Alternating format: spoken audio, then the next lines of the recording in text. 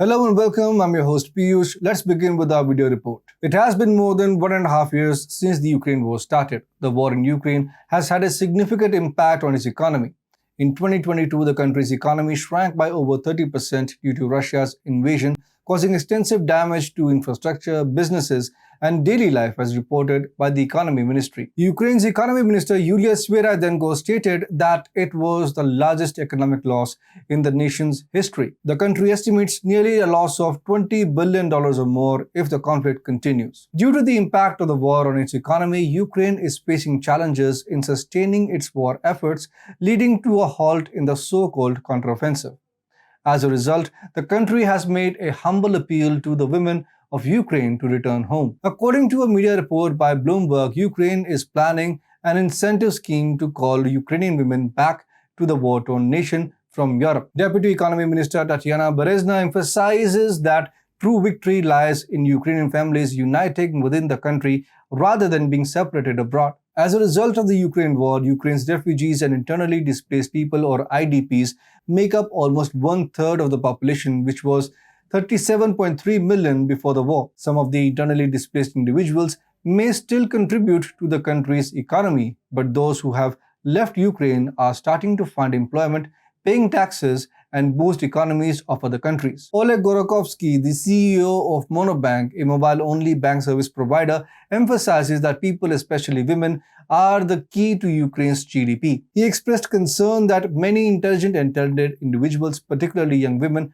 have left Ukraine. The exodus of skilled individuals from the country is becoming a hindrance to Ukraine's economic progress, resulting in a loss of valuable human resources. However, Ukraine's focus on encouraging Ukrainian women to return seems surprising, as it appears to be based on misinformation and plain lies. It's unrealistic to believe that by simply bringing back women, Ukraine wants to generate a revenue of $20 billion.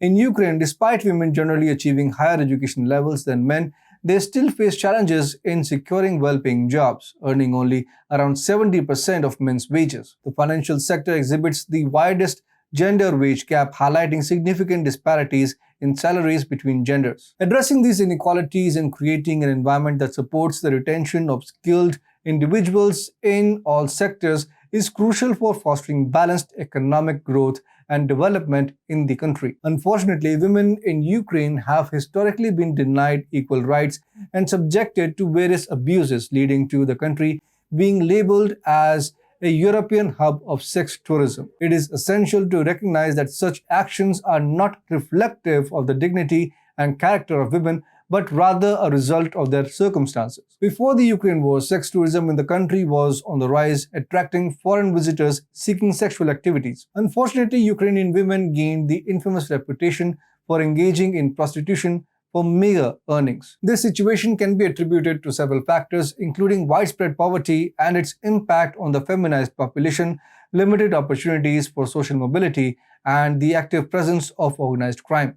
The underground sex industry thrives due to weak law enforcement and pervasive corruption, contributing to the persistent issue. According to the Ukrainian magazine Correspondent, the introduction of the visa-free policy with Western Europe led to a significant increase in Western visitors traveling to Ukraine. In 2004, there were approximately 8 million tourists, which doubled to 16 million in 2006 and further rose to 20 million in 2008.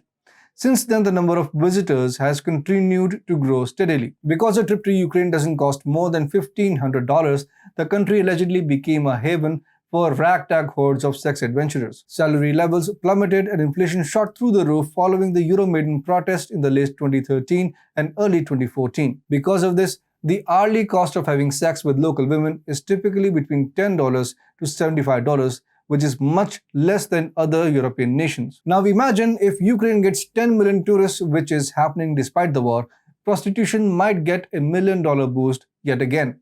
Sadly, it is true. Ukrainian President Volodymyr Zelensky knows precisely how these women who are already persecuted and hounded in the past and continue as refugee in nations that can turn beneficial for their nation, and so appears they are being honey-trapped with calls to contribute to the Ukrainian economy and save the nation. But honestly, what a sorry state Ukrainian women have fallen into. Earlier, they were compelled to flee the country to protect themselves, and while seeking refuge, they were subjected to harassment, They are once again in danger of being taken advantage of.